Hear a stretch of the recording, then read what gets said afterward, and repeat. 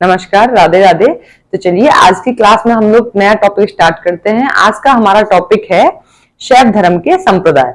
तो जो शैव धर्म का पहला संप्रदाय है पशुपति संप्रदाय, तो इस पर हम लोग आज चर्चा करेंगे। पशुपति संप्रदाय, जो पशुपति संप्रदाय है इसके संस्थापक हैं लकुलिश। और जो पशुपति संप्रदाय, इसकी स्थापना कहां पर हुई थी? गुजरात में इसकी स्थापना हुई थी। समय था इसका 2री सदी ईस्वी में इसका स्थापना हुई थी। और इसका जो पवित्र स्थान है पशुपति संप्रदाय का, वो है पशुपतिनाथ, जो कि नेपाल में है।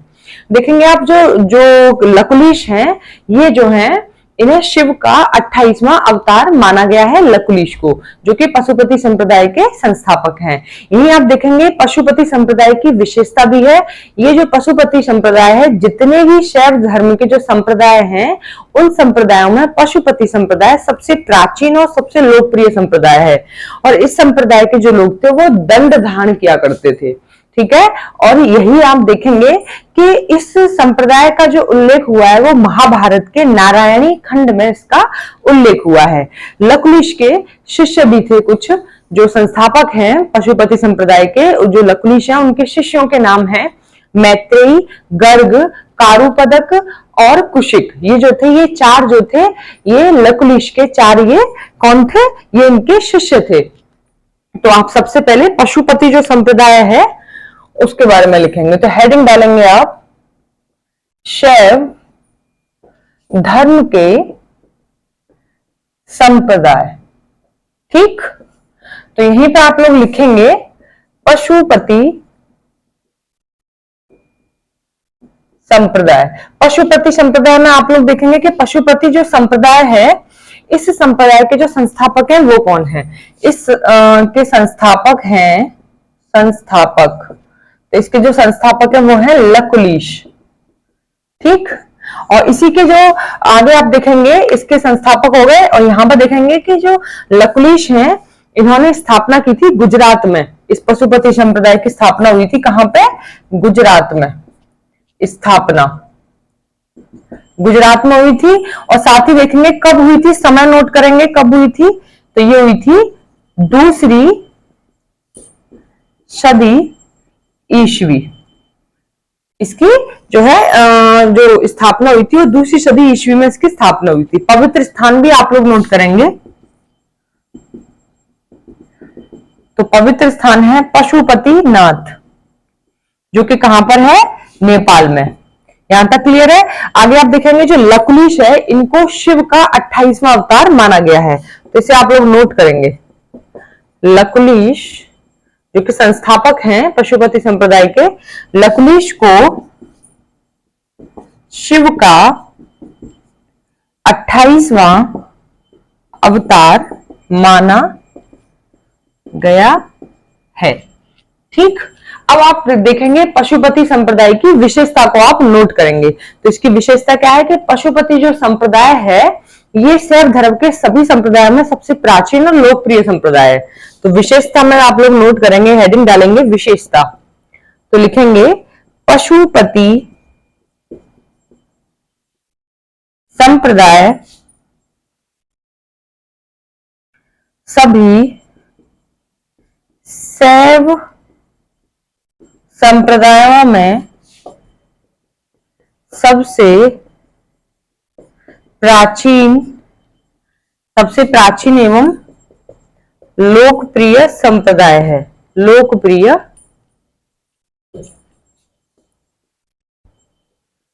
संप्रदाय है। यहीं पे देखेंगे इस संप्रदाय के लोग दंड धारण किया करते थे।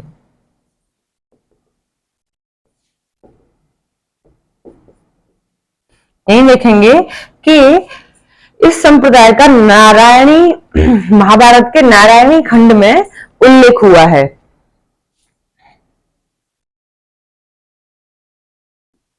इस संप्रदाय का महाभारत के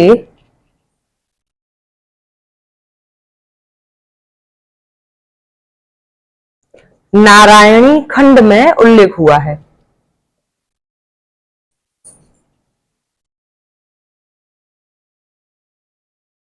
ठीक। अब यहीं पे आप लोग जो लकुलिश के जो शिष्य थे उनके नाम आप लोग नोट करेंगे। लकुलिश के शिष्य। तो देखिए कौन कौन है। तो सबसे पहले आएगा मैत्रेयी, इसी में आप लोग देखेंगे कुशिक, गर्ग और कारुपदक। तो ये चार थे। कौन कौन? मैत्रेयी, कुशिक, गर्ग और कारुपदक। तो ये थे लकुलिश के शिष्य। अगला आप लोग जो इसमें संप्रदाय डालेंगे शैव धर्म का, अगला है कपालिक संप्रदाय। ठीक है, तो कपालिक संप्रदाय के जो उपासक थे वो भैरव को शिव का अवतार मानते थे, तो इन्हीं की पूजा करते थे कपालिक संप्रदाय के लोग। भैरव को शिव का अवतार मानकर उन्हीं की पूजा करते थे कपालिक संप्रदाय के जो लोग थे। तो अगला हम कपालिक संप्रदाय पर चर्चा करेंगे। तो पहले आप लोग इसको नोट डाउन कीजिए और हेडिंग डालिए कपालिक संप्रदाय।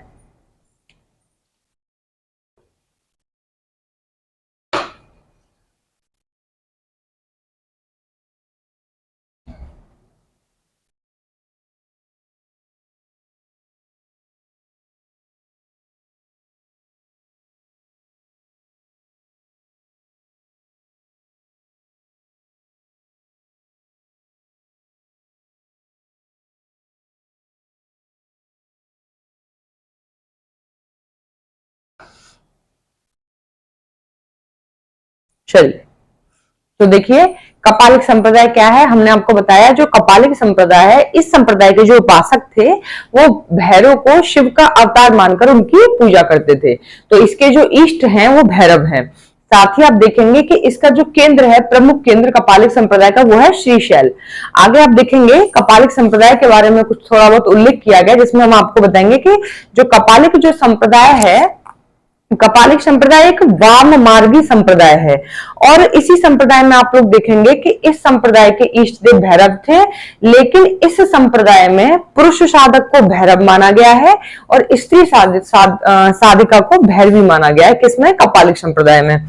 इसी में इस संप्रदाय में भैरव को प्राप्त करने के लिए इसमें तीन जो है माध्यम बताए गए हैं।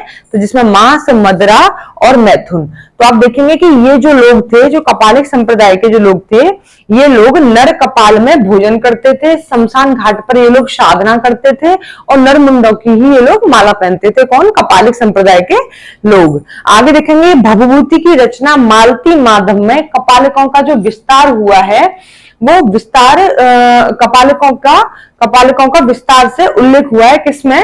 भवभूति की रचना मालती माधवम में। तो ये था कपालिक संप्रदाय के बारे में। तो आप लोग हेडिंग डालेंगे कपालिक संप्रदाय। तो ये भी शैव धर्म का अगला संप्रदाय है, कपालिक संप्रदाय। हमने आपको अभी बताया था कौन सा वाला संप्रदाय, जिसमें आपको हमने बताया लकुलिश जो है इसके पशुपति संप्रदाय के संस्थापक हैं। तो पहला संप्रदाय हुआ शैव धर्म का पशुपति संप्रदाय। अगला डालेंगे कपालिक संप्रदाय।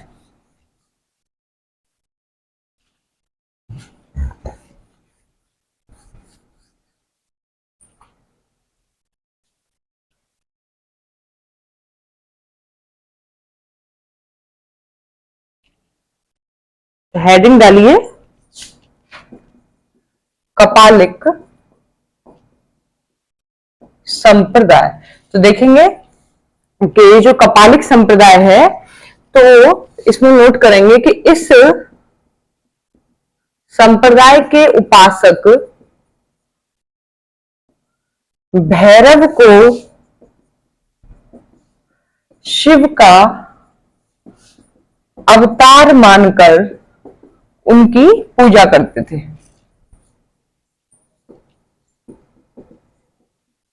ठीक, तो इसके इष्ट देव कौन है कपालिक संप्रदाय के? भैरव। यहीं पे प्रमुख केंद्र लिखेंगे श्रीशैल, श्री शैल। अब आप देखेंगे कपालिक संप्रदाय की विशेषता को आप लोग नोट करेंगे। तो हेडिंग डालिए विशेषता। तो हमने बताया कपालिक संप्रदाय कैसा है, कैसा संप्रदाय है? वाम मार्गी संप्रदाय है। लिखेंगे यह एक वाम मार्गी संप्रदाय है। इस संप्रदाय के इष्ट देव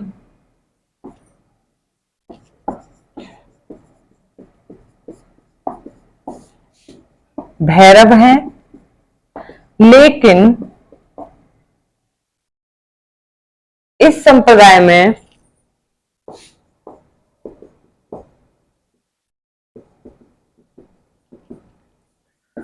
पुरुष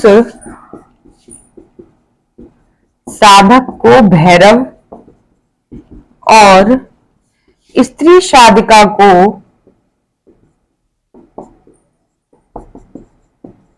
भैरवी माना गया है। ठीक, क्या माना गया है? भैरवी माना गया है। आगे देखेंगे कि इस संप्रदाय में भैरव को प्राप्त करने के लिए इस संप्रदाय में भैरव को प्राप्त करने के लिए 3 माध्यम बताए गए हैं।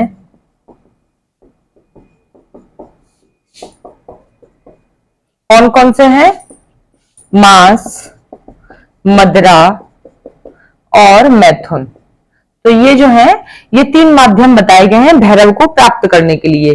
तो ये जो लोग थे संप्रदाय के, ये नर कपाल के मुंडों में ये लोग भोजन, नर कपाल में ये क्या करते थे? ये भोजन ग्रहण करते थे। तो आप लिखेंगे इसी में कि ये लोग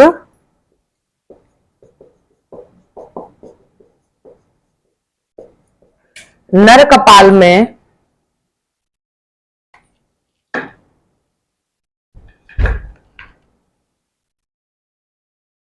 भोजन ग्रहण करते थे। ठीक, नर कपाल में क्या करते थे? लोग भोजन ग्रहण करते थे। साथ ही शमशान घाट पर ये साधना करते थे। शमशान घाट पर साधना करते थे और नर मुंडों की माला पहनते थे। नर मुंडों की माला पहनते थे। ठीक, यहीं पे आप देखेंगे कि भवभूति की रचना मालती माधवम में कपालकों का उल्लेख हुआ है। किसमें? भवभूति की रचना मालती माधव में। तो ये बहुत इंपॉर्टेंट है, इसे यहां पे आप लोग नोट कर लेंगे।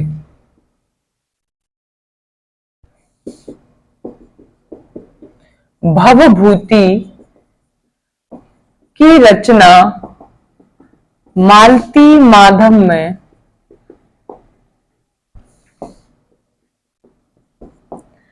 कपालिकों का उल्लेख हुआ है। क्लियर? ठीक, तो ये हो गया कपालिक संप्रदाय। तो आपको हमने 2 संप्रदाय बता दिए शैव धर्म के, एक बताया पशुपति संप्रदाय और अगला है कपालिक संप्रदाय। नेक्स्ट आप डालेंगे कालामुख संप्रदाय। तो इसे नोट डाउन कीजिए और हेडिंग डालिए कालामुख संप्रदाय।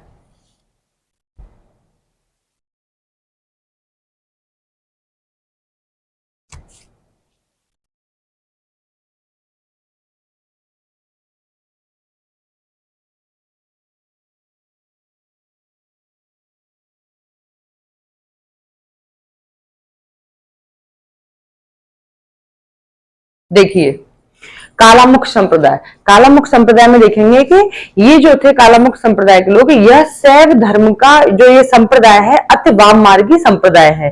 इसके जो इष्ट जो देव हैं वो काल भैरव है। ठीक है, आगे देखेंगे कि शिव पुराण में कालमुखों को महाव्रतधर कहा गया है। किसको? कालमुखों को।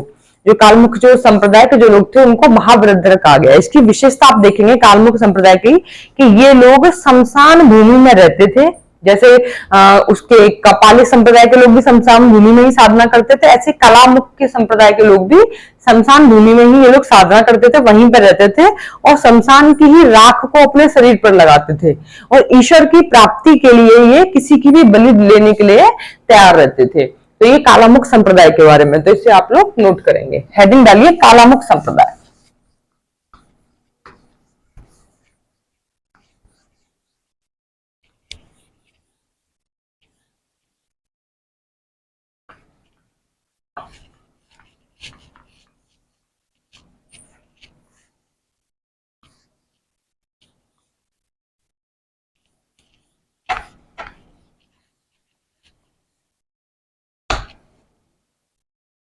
चल, काला मुख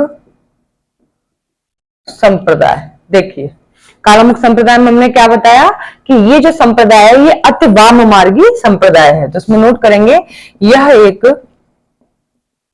अति वाममार्गी संप्रदाय है। और इस संप्रदाय के जो इष्ट देव हैं वो काल भैरव है। इस संप्रदाय के इष्ट देव कौन है? इस संप्रदाय के इष्ट देव काल भैरव है। नेक्स्ट नोट करेंगे इसमें कि शिव पुराण में कालमुख संप्रदाय के लोगों को महाव्रतधर कहा गया है। किसमें? शिव पुराण में। तो यहीं पर नोट करेंगे कि शिव पुराण में कालामुखों को महाव्रतधर कहा गया है। इसकी विशेषता नोट करेंगे, कालमुख संप्रदाय की विशेषता कि इस संप्रदाय के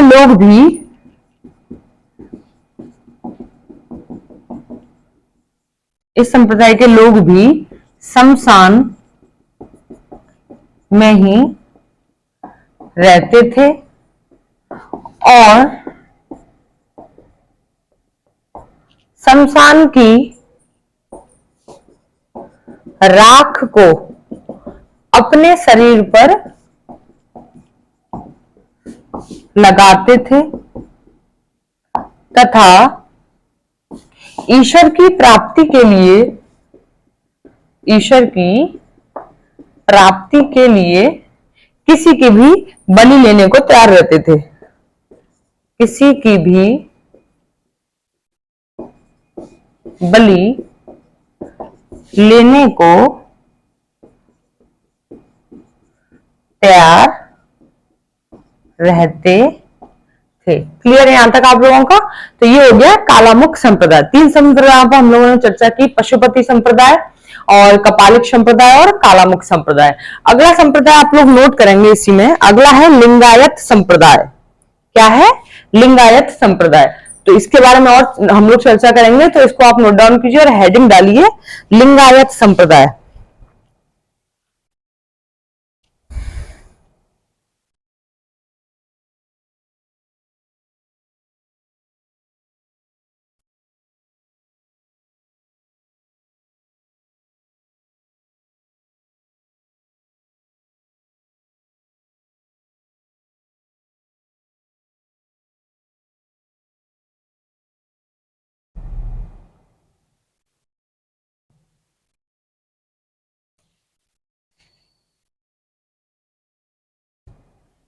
देखिए जो लिंगायत संप्रदाय है, तो लिंगायत संप्रदाय जो है, इस संप्रदाय का जो संस्थापक है वो वशव हैं।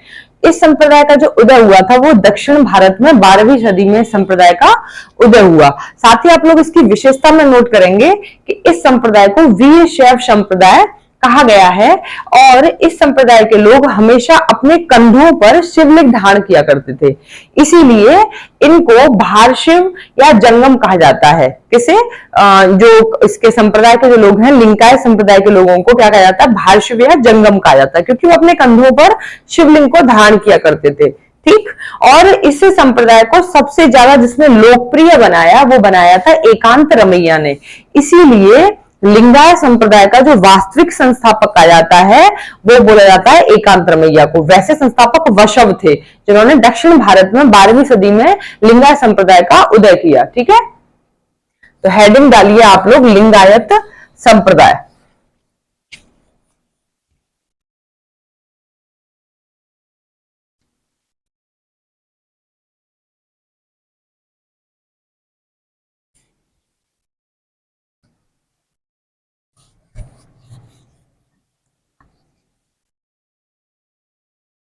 लिंगायत संप्रदाय। ठीक, तो ये जो लिंगायत संप्रदाय है, ये जो संप्रदाय है, इस संप्रदाय के जो संस्थापक हैं वो वशव को माना गया है। संस्थापक किसको माना गया है? वशव को। और इन्होंने इसका जो उदय कराया वो दक्षिण भारत में 12वीं सदी में। तो 12वीं सदी में इसका उदय हुआ दक्षिण भारत में। ठीक है, अब आप देखेंगे इसकी विशेषता।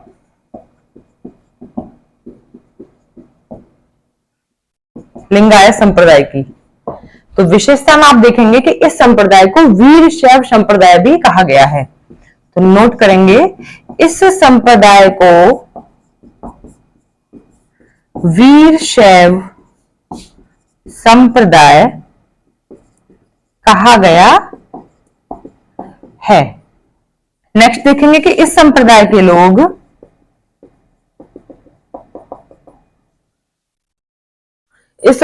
लोग अपने कंधों पर शिवलिंग धारण किया करते थे, जिस कारण से इनको भारशिव या जंगम भी कहा गया है। इनको भारशिव या जंगम कहा गया है।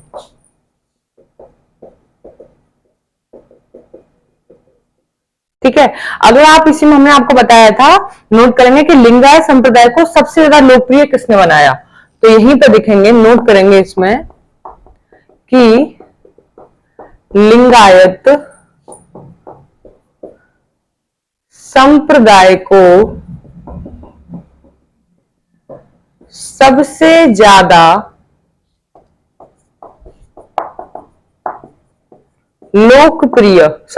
लोकप्रिय किसने बनाया था? एकांत रमैया ने। एकांत रमैया ने बनाया। इसलिए एकांत रमैया को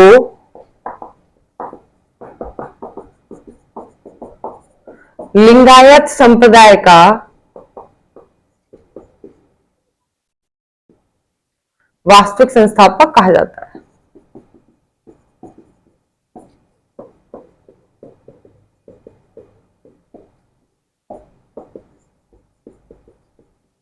ठीक, तो ये हो गया लिंगायत संप्रदाय।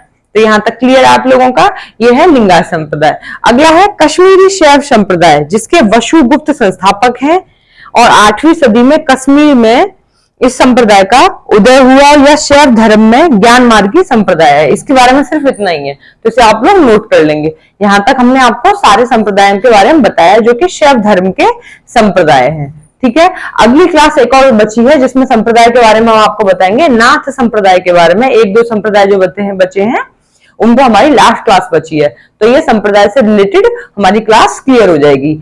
अगली जो क्लास रहेगी वो रहेगी आपकी, उससे जो अगली क्लास रहेगी सौंदर्य शास्त्र। एक नया टॉपिक स्टार्ट होगा, सौंदर्य शास्त्र के बारे में हम आपसे चर्चा करेंगे। तो कोई भी क्वेरी है आप हमसे कमेंट सेक्शन में पूछ सकते हैं। चलिए, तो आज के लिए हमको यहीं पे इजाजत दीजिए। कल फिर एक नई क्लास के साथ मिलते हैं आप लोगों को। राधे राधे, नमस्कार, जय हिंद।